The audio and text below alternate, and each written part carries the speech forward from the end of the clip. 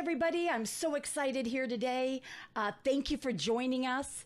And this is my very first podcast. I've been planning on doing a podcast for the last couple of years and really didn't know where to start. So I've done some research and hired some awesome professionals to help me put this together and to share with you.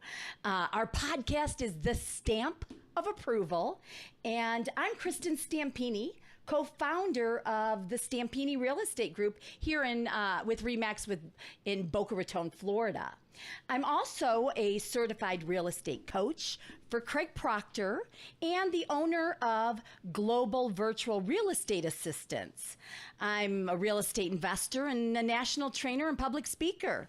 And also, recently I have opened up a inside sales agent business and am training inside sales agents for other real estate professionals. So I'm so excited to share the real estate industry to all the realtors out there and the knowledge that I've gotten over the years and years of being coached and being with so many incredible realtors in North America and also so many awesome professionals around the country. So here today, I'm real excited. My first guest ever, we have Matt Weaver. And, if you don't know Matt, such a pleasure having you here, Matt. Well, thank you so much for the opportunity. I'm excited to be your first guest. Yeah, and I'm so excited to have you. So Matt Weaver, just a little bit about him. He is the senior mortgage originator for the Matt Weaver team at Cross Country Mortgage. He's unbelievable, and I've worked personally with Matt for several years now, and he has more than 20 years of experience in the business and has helped over 10,000 families buy and invest in the residential real estate and locally. Okay. Today, what we're going to be talking about, Matt and I, is, the true costs of home ownership. Okay. Because I don't think people really understand that, and getting into the details there. And also, current interest rates at where they are today and where are they headed with the feds and everything else, because we know that all that's coming up. And also really the simplicity of mortgage financing and the ease of really qualifying for a home mortgage. So Matt, tell us. Well, thank you. Thank you so much again. And I'm really, really excited to be here. It's interesting because as we enter into what we'll call a little bit of a different market, I think it's important that we take a look at the landscape of our market and understand how we can maybe retool our approach in our sales, right? Meaning our sales approach. And what I mean by that is I was sitting thinking about this the other day, and I said to myself, how many people, whether it be consumer, whether it be real estate agent, know how to articulate the true cost of ownership? Think about that. True. So true. The true cost of ownership. So I wrote down a couple figures here, and I said to myself, what if I told you and or the audience that a $315,000 house costs approximately now about $707 a month? Wow. How did you figure that? How did you figure those numbers? Now that sounds crazy, right? Absolutely. So I want us all to think about this for a moment. And again, now, I'm not an accountant, so we're going to verify this. However, these numbers are going to be pretty close. So if we take a $315,000 house and put down 5%, which is only $16,000, I want to emphasize that because, you see, from a consumer perspective, if we asked 10 people in a row that don't sell real estate, what does it cost to buy a $315,000 house? 80% will tell you somewhere between $40,000 to $60,000, and you need this unbelievably high credit score. So let's first start off with 5% down can get you into that home, which is $16,000. That would mean we have a loan amount of $300,000. Now follow me here. Principal and interest on that loan amount would be $1,610. I'm going to use $250 a month for homeowners insurance, $400 a month for real estate taxes, and $132 for mortgage insurance, giving us a grand total, Kristen, of $2,392 a month in terms of a monthly payment, right? Wow. Okay, so let me just ask you a couple questions there, if that's okay. Yeah. Okay, so first of all, the price to rent a home is, usually anywhere between $1,500 to on up, right? Depending on what you're getting. So $1,500 a month. So for an extra $500, and I know you're going to back it out, I can own a home. Right. Okay. And then the rule of thumb is on, let's say, a home of $315,000, usually the rent factor is about 1%. So if we think about that same $315,000 house, we're looking at probably somewhere in the neighborhood of $3,100 a month, roughly. Right. But getting back to the payment and how we derive at a real cost, a true ownership cost of $707 per month. So if we understand that the principal, interest, taxes, and insurance are $2,392 per month, let's now dive into the numbers. The first question becomes, what is our tax deduction? And so what I did was I broke down that on a monthly basis, $800 of that payment is interest. So that means $9,600 of that annually, that would add up to $9,600 a year in annual interest. Real estate taxes. If it's $400 a month, that would mean $4,800 a year would be the real estate taxes. Right. So we add the two together, which is $14,400. Assuming, Kristen, a 30% tax bracket, that would mean a true refund, not potential, not you might get it from the government, a true refund of $4,320 a year, meaning $360 a month. Wow. So if we have a $2,392 payment, we understand that $360 of that will be coming back to us for owning the home. Let's go a little further. If we understand that of the $1,600 worth of principal and interest is principal, meaning 800 of it, that would mean, let's think about this now. Principal is money coming out of our personal savings account and going into our home savings account. So that $800, which is $9,600 a year, is going into our home savings account, right? Right. So we have to take that amount of money, because it's our money going into that savings account, off of the monthly payment. So that's another $800 a month. So far we have $360 coming off the payment because of our tax deduction, $800 because of our principal, and last but not least, using a 2% annual appreciation, which is ultra conservative. True or false? That's true. Absolutely. Ultra conservative. So that's less than the cost of living, would be $6,000 a year roughly, which would be equal to $525 per month. So I know this is a lot of numbers we're throwing at you. So let me just do the quick math. We start off with principal, interest, taxes, and insurance of this payment being $2,392. We minus our tax deduction of $360 a month. We minus our principal payment of $800 per month. And we minus our appreciation of $525 a month, giving us, Kristen, a true cost of $707 a month based on these facts. Wow. That's crazy. Isn't that interesting? Yeah, very interesting. And when I'm thinking about that, and I'm thinking about, okay, and it's kind of funny because as I was telling you, before we got started here, that I was actually talking about this with our real estate team this morning, and we were talking about, when buyers are looking about a difference of, let's say, $5,000. So let's say it's $300,000 that the buyer wants to pay, and the seller really wants $315,000. Okay, and they're both stuck at those numbers. The seller's stuck at $315,000, the buyer's stuck at $300,000. How can we meet in the middle, or how can we explain the value of still moving forward, and really what is it going to cost them per month? So at a 5% interest rate, okay, we're looking at per $1,000. What is it? $5.25. Exactly. Okay. Exactly. So if you think about that, and we're going to sit there over, $15,000, and let's say we break it in half and let's do $7,000, and we're only paying $5.25 per thousand, for the buyers out there and for the agents out there, that's what you got to be talking about, right? Absolutely. You when we're in this type of environment now, we have to sell payment as well. Payment is essential for unloading inventory. So, that's only $35 more a month. $35 more a month. We think about that, right? Right. That's what, a couple coffees at Starbucks? That's right. Maybe two. Right, exactly. Yeah. So, I'm a numbers person, okay, Matt? So I can totally understand and relate to the numbers that you're talking about.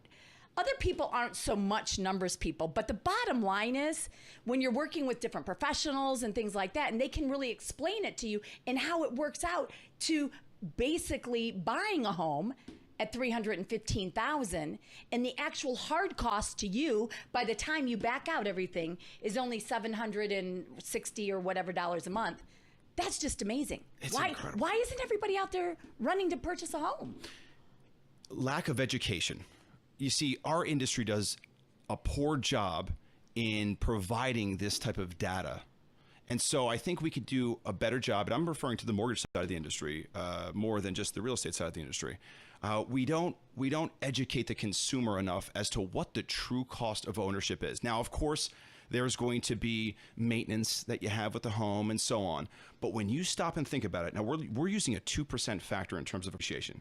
I think we can all agree that's a very low number. Very low. And here in Florida, I mean, obviously depending on the market, but I mean, even 4% is quite low. Okay. Absolutely. So 2%, and I respect that you're being very conservative about your percentage just so people can understand it. But that's just crazy. It is. And when you think about long-term ownership, you always hear the stories about our relatives up in the Northeast that sold their home and moved down here, owned it for 10, 15 plus years. When you look at their acquisition price versus what they sold for, and you net it all out, even with maintenance, half the time you've owned the home for free. Wow. And sometimes in a profitable situation. So homeownership is really the American dream and really designed to get you there. Now, of course, there's a lot of different factors at play, but long term, I think we can all agree you can never go wrong. Absolutely. Absolutely. And I mean, what is the home ownership? 67%, I think, on average. We're falling in still the high 60s, which is still at its low point, relatively speaking. Right. So tell me, where are we at? Where are we headed? What's going on? So when we think about the overall market and where we're at right now, a couple things. We go back to the educational component. And the biggest challenge that I think people have, and even agents as well, is not understanding how simplistic mortgage financing is. Folks, mortgage financing is simple. And I'm going to be the one to call that out. I was asked from a good friend of mine. I've been contributing to CNBC for years. And one of the questions that Diana Olick asked me, she said, so Matt, tell me a little bit about where the mortgage market is. We were doing an interview about the past decade, right? From 2008 to 2018. Where are we today? And the truth of the matter is that it's never been easier, in a sense, to get mortgage financing. Think about this, Kristen. You now have FHA government programs to where there's no credit score requirement. Let me repeat that. No credit score requirement. So tell us about why. So the way it works nowadays is it's through automated underwriting systems. So for example, we approved someone with as low as a 550 credit score just 2 weeks ago. So when we think about that, now don't throw tomatoes at me. Okay? I was just thinking, right? wow. I'm just the messenger here, folks. Okay? But virtually no credit score requirement. But you can use baselines. 580 credit score is acceptable. For conventional financing, 620 is acceptable. So these are not the highest of scores. Down payment, as little as 3%. And we also nowadays have these government grant programs that are built into the loan product. So you're not running around from city to city trying to see who's got the money. We actually have a product that we actually give you the money through the loan product. So you're putting down zero. Think about that. Wow. That's unbelievable. Unbelievable, right? Yeah. And like you said, though, thinking about it and everybody out there it's about education. So just like all realtors are not the same, right? And it's about education, a lot of it. And neither are loan officers and lenders and direct lenders and such, right? Yeah, because see, in the lending world, we're just so busy facilitating. We're not getting from behind the desk and out there and being an advocate of our industry. And my clientele base, I have the good fortune of saying I work with some of the most wonderful producing agents such as yourself. And it's something that I'm super passionate about. And I think that we need to be the messenger here to get that point across on what the true cost of homeownership is, how simple it is to qualify for financing. Think about debt to income ratios for just a moment. I mean, we can go over 50% debt to income ratio. That is your income up against your housing expense can be over 50%. So when you think about that, we have co-borrowers that we can bring on. If someone doesn't qualify, mom and dad can jump on the loan. There's so many different avenues to get them home. Let me just ask you real quick, just a minute. Explain what it means by debt to income ratio, because a lot of people out there don't really understand that. So Absolutely. what does that mean? What's the back end? Just real quick, maybe just go over that. Sure. So let's assume for a second, let's use a $5,000 a month income. Right? And let's say that someone's mortgage payment is going to be $2,500 a month. That would be 50%. Right? So their income is $5,000. Their mortgage payment would be, let's call it $2,500. So the front end debt ratio, we want to be right around 45%. So that would mean on a $5,000 a month income, their monthly payment would be right around, their maximum monthly payment would be right around $2,400, which would be about, let's call it 46% of their income. So if you think about that, that's almost 50% of their income can be used for the mortgage payment to qualify. That's a big number. Yeah, that is a big number. Don't people get scared about that number? Depends on who you're asking. Yeah. Okay? Well, just like you said, though, I mean, look what it does is it builds wealth. It builds wealth. It builds wealth. Okay. So where are we headed? I know, interest rates have been creeping up just a little, all-time low still, but they've been creeping up a little bit, yes. Right? Yes. So talk about that. So interest rates are up about 0.75% in the past, we'll call it 9 to 10 months. Okay. So we are what we would refer to as in an ascending rate environment. So rates are moving up. Okay. So rates right now are falling anywhere between the high 4s to low 5s. Okay. Depending on overall profile.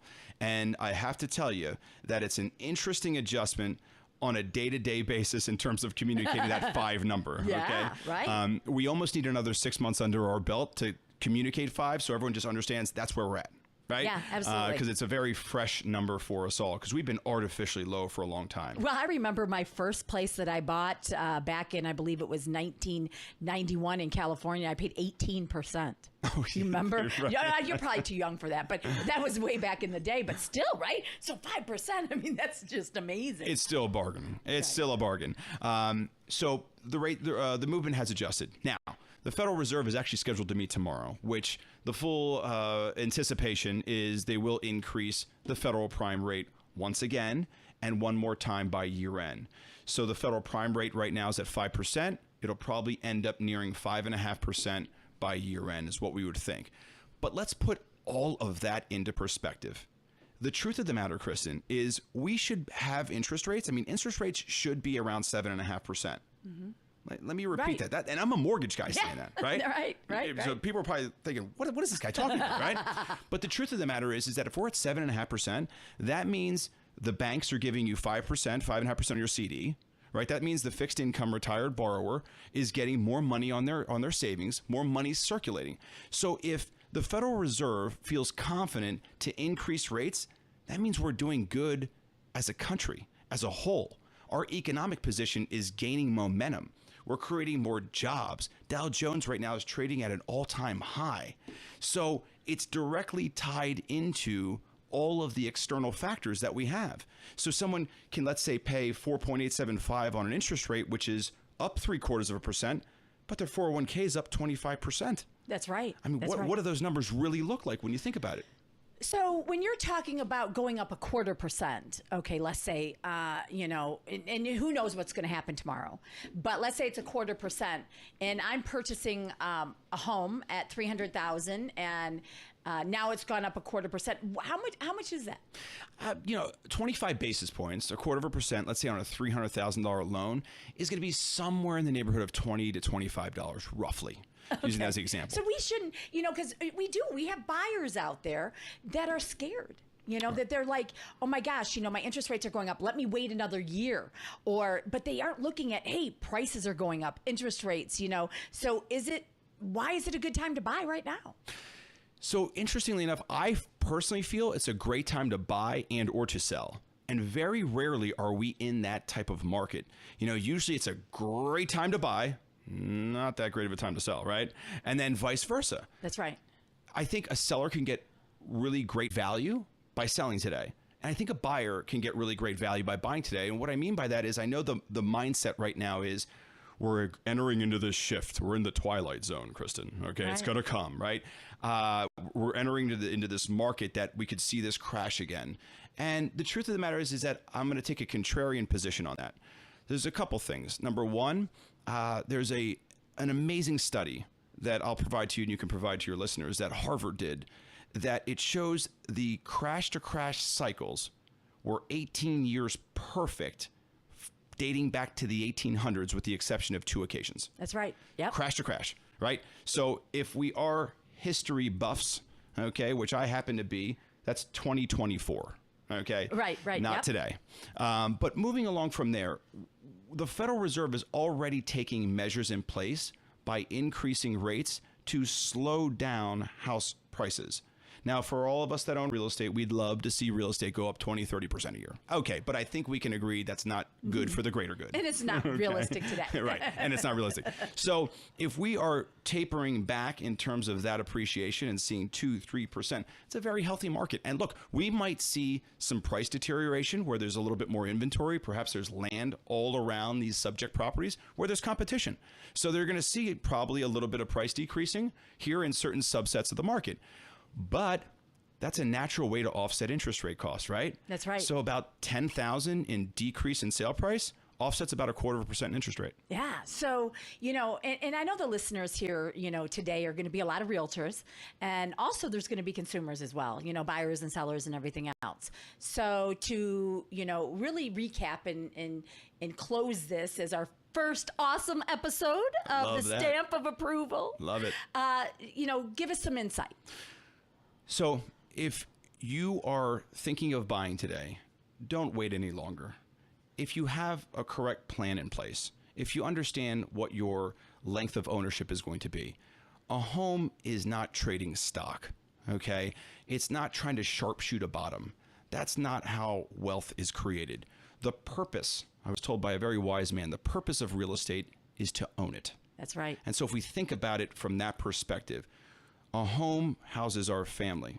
It brings us a lot of joy. It brings us a lot of financial benefit. It brings us tax deductions. A whole host of ancillary benefits come along with being a homeowner.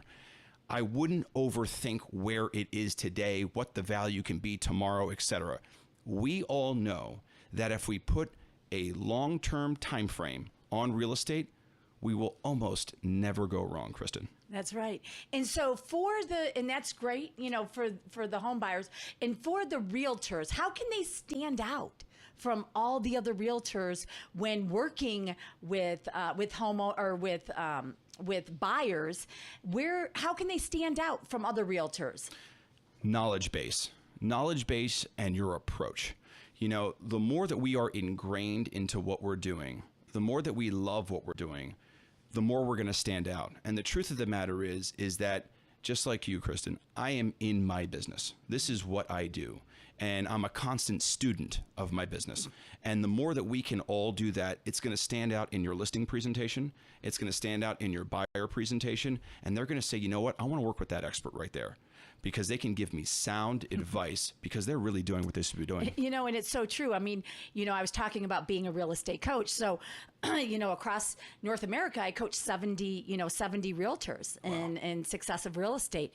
And the thing is that I am always a student. They say, oh, do you ever get enough, too much education? The answer is no. Absolutely not. And we do want to stand out from the rest. And what that advice that Matt just gave is awesome. And being a homeowner, educating the homeowners today is where it's at. So anyways, let's make this a close for my first episode ever of the Stamp of Approval. And, if you like this, I definitely say, hey, please share it to other realtors out there, across North America, and also the consumers who are watching. So Matt Weaver, thank you so much. And we're going to close this for today. Thank you. Wonderful. Thank you so much, Kristen, for the opportunity. Awesome.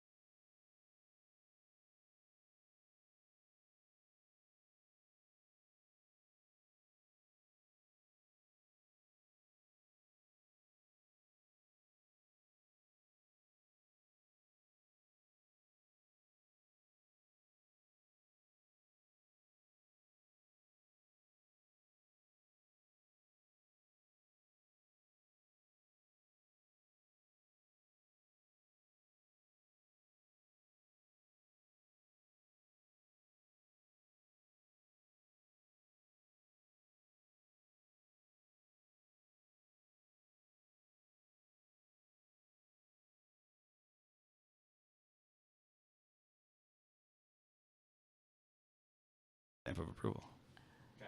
Matt, for the homeowners and for the realtors out there, how can they reach you? Absolutely. So, agents, I run a team of 32. We are committed to you as real estate agents. Built out a practice that really specializes in what you do in terms of sales. So we understand your sales process and we specialize in your needs.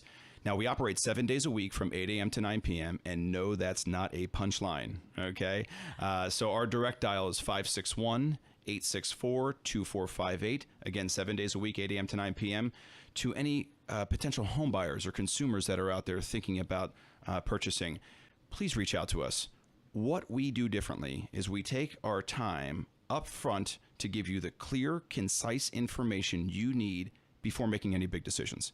And we're really passionate about that. Whether it's your first time buying, whether it's your second time, or whether you're the most seasoned investor out there, we understand it, we get it, we've been doing it for 20 years straight, and we love what we do. So I look forward to hearing from you. And thank you, Matt. I mean, he does an absolutely amazing job. Are you in 50 states? I mean, how many states are you in? So cross country, virtually the top 10th, 15th largest provider here in the country.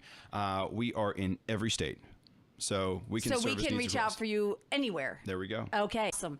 And just for me, okay, Kristen Stampini, I'm gonna leave you website, podcast, everything else, phone number to reach me. It's all gonna be in this episode, so you can also reach out to me as well. Okay, thank you.